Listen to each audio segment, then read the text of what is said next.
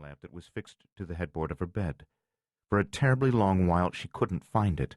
She fumbled desperately in the dark. The stealthy sounds now issued from the blackness beside her bed.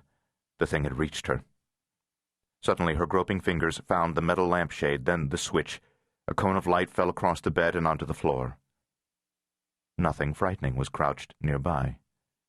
The reading lamp didn't cast enough light to dispel all the shadows, but Penny could see there wasn't anything dangerous, menacing, or even the least bit out of place. Davy was in his bed on the other side of the room. Davy, tangled in his covers, sleeping beneath large posters of Chewbacca the Wookiee from Star Wars and E.T. Penny didn't hear the strange noise anymore.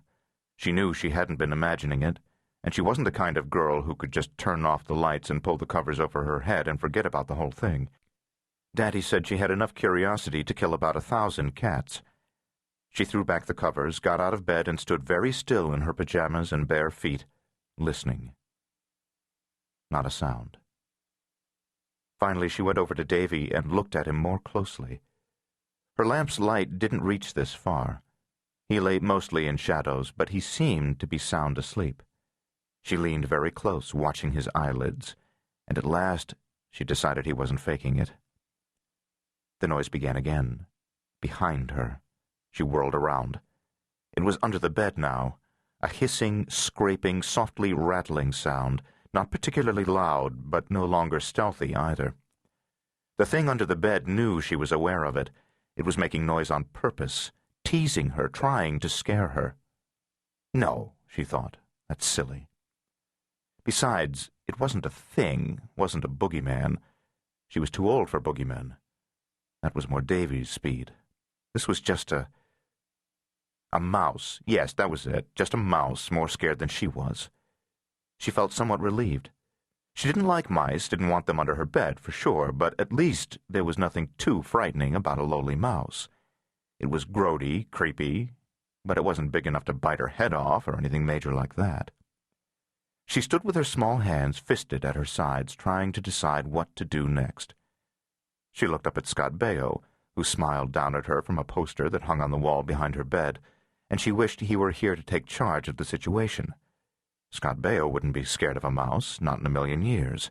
Scott Baio would crawl right under the bed and grab that miserable rodent by its tail and carry it outside and release it, unharmed, in the alley behind the apartment building, because Scott Baio wasn't just brave, he was good and sensitive and gentle, too.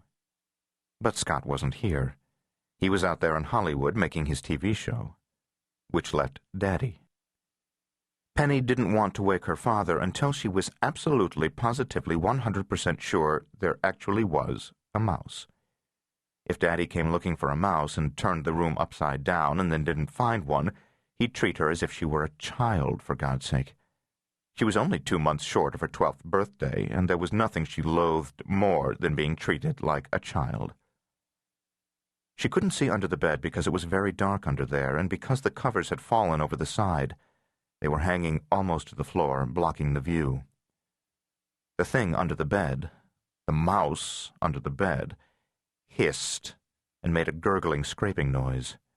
It was almost like a voice, a raspy, cold, nasty little voice that was telling her something in a foreign language. Could a mouse make a sound like that? She glanced at Davy. He was still sleeping.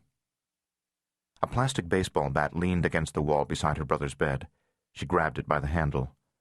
Under her own bed, the peculiar, unpleasant hissing, scratching, scrabbling continued. She took a few steps toward her bed and got down on the floor on her hands and knees. Holding the plastic bat in her right hand, she extended it, pushed the other end under the drooping blankets, lifted them out of the way, and pushed them back onto the bed where they belonged. She still couldn't see anything under there. That low space was cave black. The noises had stopped. Penny had the spooky feeling that something was peering at her from those oily black shadows. Something more than just a mouse. Worse than just a mouse. Something that knew she was only a weak little girl. Something smart, not just a dumb animal. Something at least as smart as she was. Something that knew it could rush out and gobble her up alive if it really wanted to. Cripes, no, kid stuff, silliness. Biting her lip,